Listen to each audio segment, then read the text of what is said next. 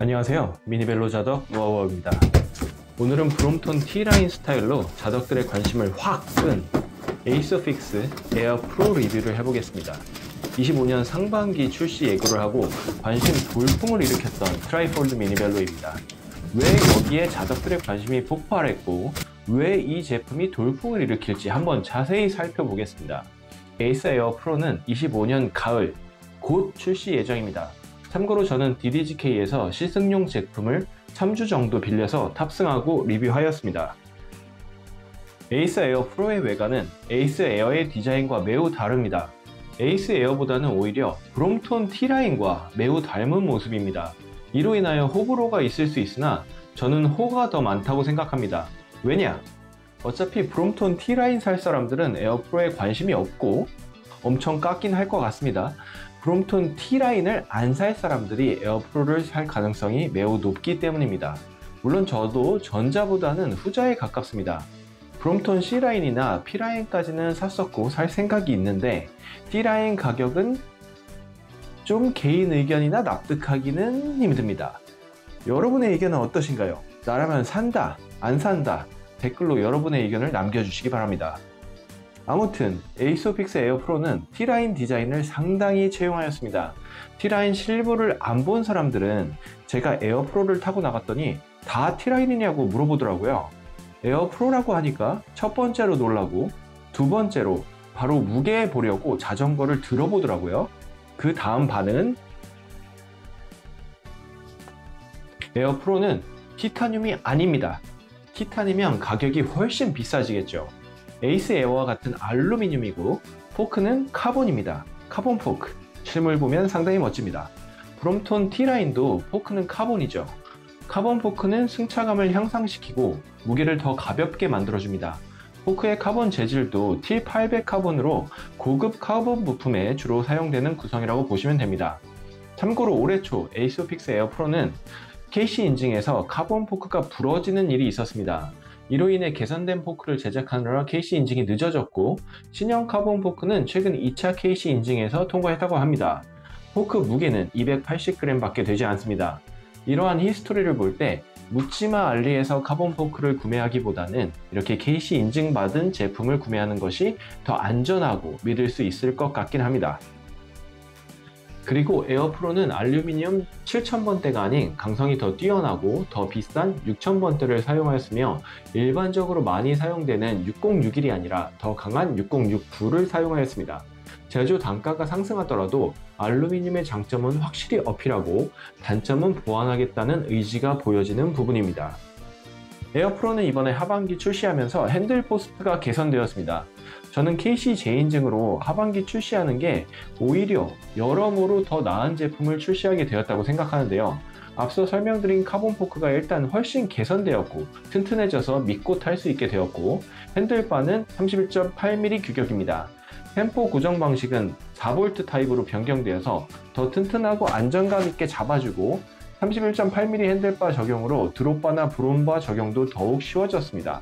날렵하고 가벼운 기체에 브롬바나 드롭바 튜닝하시고 마음껏 달리고 싶은 분들께 아주 희소식입니다. 또한 에어 시리즈는 브롬톤보다 튜빙이 훨씬 두껍습니다.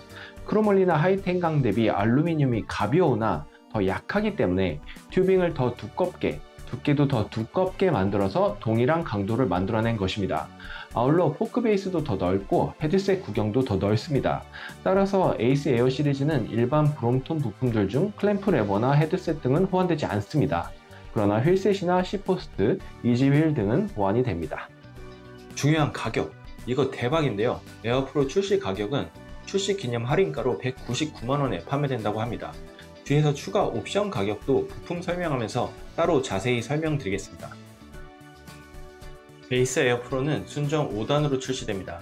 아마도 가벼움을 위한 선택이 아닌가 싶습니다. 스프라켓은 21T를 채용하고 있습니다. 브롬톤 P라인을 보통 튜닝해서 21T를 달고 남사북 어필을 가거든요.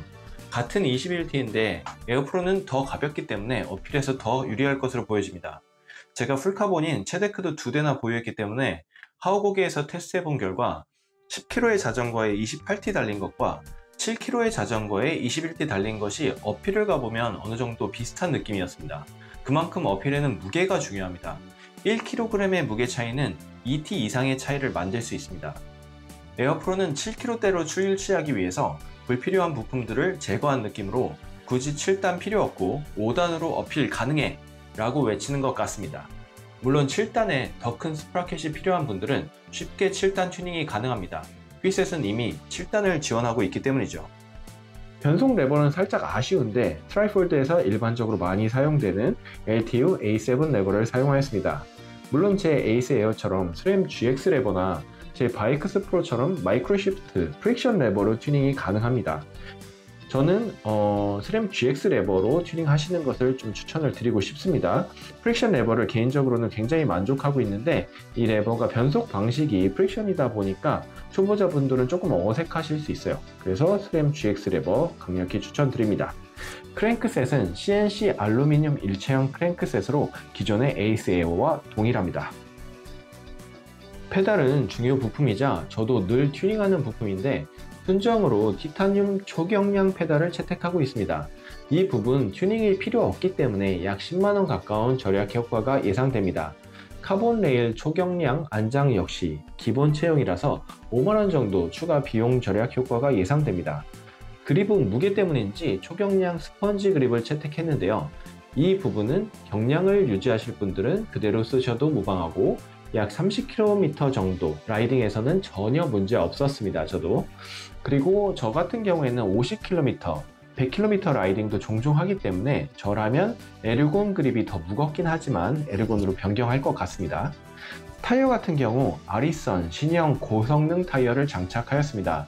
이 타이어는 국내에서는 아직 많이 보여지는 타이어는 아닙니다만 벨로또 타이어 같은 경량 고압 타이어이고 달리기 좋은 퍼포먼스 타이어입니다.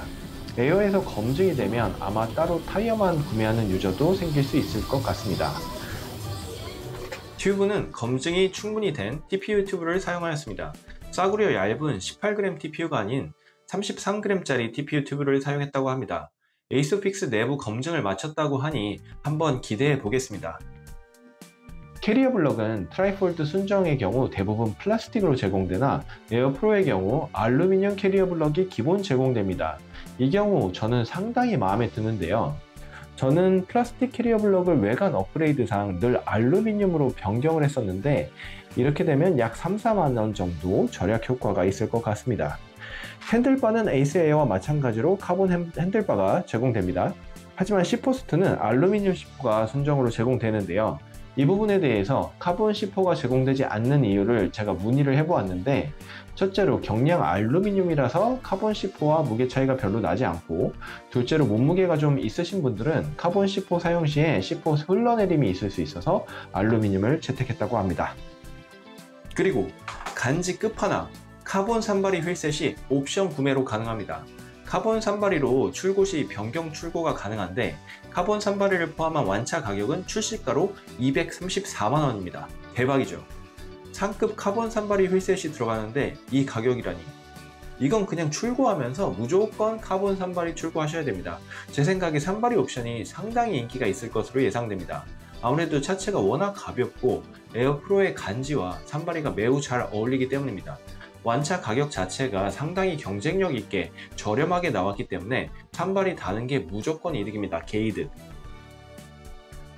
자, 이제 라이딩 후기입니다. 에이스 에어 프로는 라이딩을 해보니 에어와 마찬가지로 상당히 경쾌했습니다.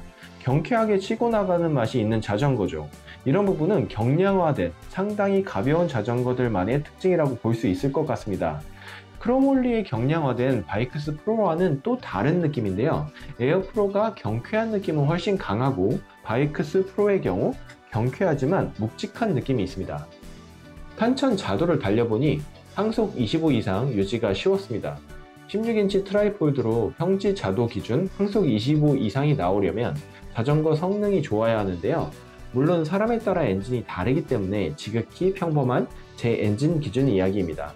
전속력으로 밟았을 때 30 이상 속도를 내는 건 역시 어렵지 않았고요. 가벼운 무게 덕분에 제로백 아닌 제로 25 속도를 내는 데에도 상당히 빠르게 치고 나아가서 25 이상의 속도를 내는 것이 가능했습니다. 에어 프로 시승용의 경우 무난한 에이스오픽스 휠셋이 달려 있었는데 하반기 가을 출시 때에는 휠셋도 성능도 업그레이드 된다고 하니 기대가 됩니다. 자전거의 성능은 자전거의 무게, 구동계, 특히 구동계 중에서도 휠셋 영향을 많이 받기 때문입니다. 주의하실 것. 참고로 에이스 에어 프로는 중국에서 판매되는 에이소픽스 C5와는 프레임만 동일하고 완전히 다른 자전거입니다. 참고로 핸들 포스트도 이번에 개선된 것이 한국에만 적용된다고 하네요. 이 부분 직구를 고민하시는 분들은 비교 시에 꼭 고려하시기 바랍니다. 트라이폴드 동호회에서도 다양한 토론이 있었는데 당시 결론은 직구가 조금 더 저렴하긴 한데 사양이 좀 더 낮고 직구의 경우 AS가 불가능하기 때문에 고가의 자전거를 구매하는데 돈을 조금 더 주더라도 좀 더 고사양의 AS가 확실하고 KC 인증을 받은 품질이 인정된 국내에서 구매하는 것이 낫다는 것이 대부분의 의견이었습니다. 오늘은 올해 가을에 새롭게 출시될 에이소픽스 에어 프로에 대해 알아봤는데요. 하반기 트라이폴드 자전거 시장을 핫하게 만들 제품 중 하나가 아닐까 예상해봅니다.